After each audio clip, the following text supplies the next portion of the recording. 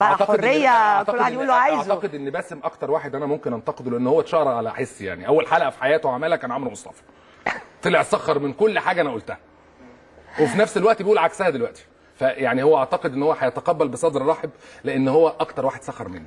انت مش خايف دلوقتي الحلقه الجايه بتاعت باسم يوسف ياخد كلامك ده وتبتدي مرحله السخريه مره اخرى؟ يا فندم ما دي طريقته، بس انا مش هسكت برضه. يعني لو كان المستشار مرتضى رد برد هيبقى مؤدب بالنسبه اللي انا هرده. فلو هو عايز يعمل كده يستحمل بقى. انا شفت تعليق ليك على برضه في الفيسبوك، يعني كنت بتتكلم على باسم يوسف، بتقول طبعا للفريندز اصدقائك اللي على الصفحه. هو هيطلع اولا يتريق على كل الكلام ده وجابني في فيلم فانتيتا وضحك هستيري يعني ده طريقه معروفه. يعني ما تلعبش معايا. انا لقيتك كاتب كده، انا ويروح جايب النص بتاع الحته بتاعتي ما تلعبش معايا ويروح حاططها. يعني معروف الاسلوب معروف. واعتقد ان هو اول ما جاب سيره الفريق احمد شفيق خسر كتير قوي. ليه عيب بقى؟ بص حضرتك، اي حد يتكلم عن الجيش المصري او يتكلم عن رموزي ايا كانت لازم احط عليه علامه استفهام. لان انت بتخش بيتي، ومعنى ان انت دخلت بيتي يعني دخلت عند اولادي. انا اولادي مش عايز اعلمهم ده. هتقول لي حضرتك اقفل التلفزيون؟ لا مش هقفله، الممنوع مرغوب. بالعكس ده انا هخليهم يتفرجوا عليك وهفهمهم انت ايه.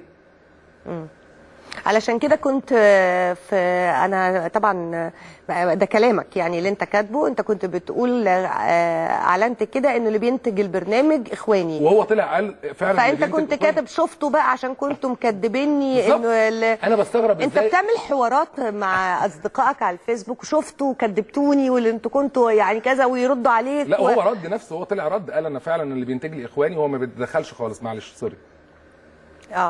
يعني طب هو لما يبقى في اخواني بينتج البرنامج ده لباسم يوسف لا يبقى اصل المبرر ايه عند الناس؟ يا راجل ده بيهاجم الاخوان، ده هو بيهاجمهم عشان يخلصنا منهم.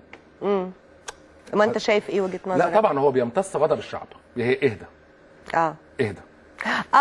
انت عايز تقول انه دي سياسه ان انا باخد لك بطارك فانا بهاجمهم، فانت نام بقى حط راسك على المخده واستريح واتبسط. بالظبط. انا لما يطلع لي بس ده يا فندم، انا لما يطلع كذا رجل سياسه في الدوله، رجل دوله يطلع يقول ايحاءات جنسيه ويكررها تاني، وكل اسبوع في واحد مسؤول في الدوله بيطلع يقول ايحاء جنسي عشان الاستاذ يطلع يتكلم عنه عشان يخش بيتي الكلام ده.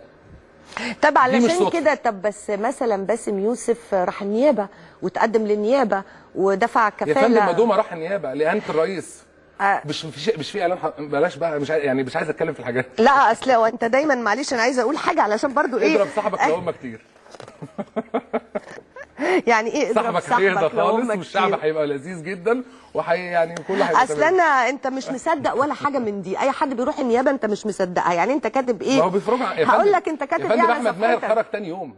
احمد ماهر ما انت كاتب انا مستغرب ان انتوا سحبتوا فيلم احمد ماهر من السوق بالسرعه دي. يعني فيلم باين جدا.